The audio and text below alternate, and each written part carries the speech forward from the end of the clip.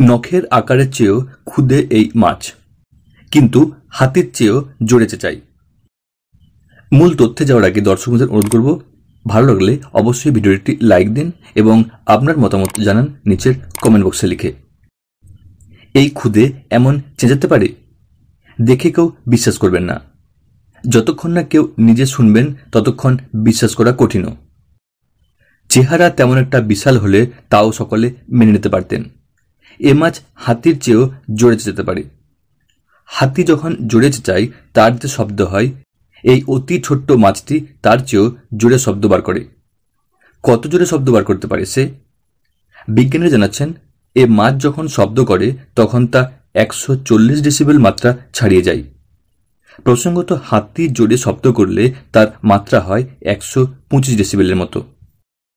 ওইটুকু অর্ধেক ইঞ্চি আকারের একটি মাছের এই অসামান্য ক্ষমতা সকলকেই অবাক করেছে।